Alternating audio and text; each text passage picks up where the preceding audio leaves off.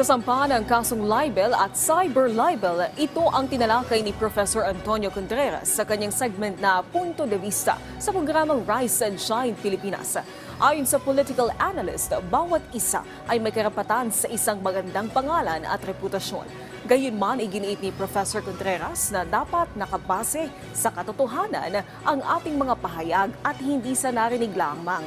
Importante rin area ang responsableng paggamit ng freedom of speech at vlogging rights na walang tinatapakan na sinuman.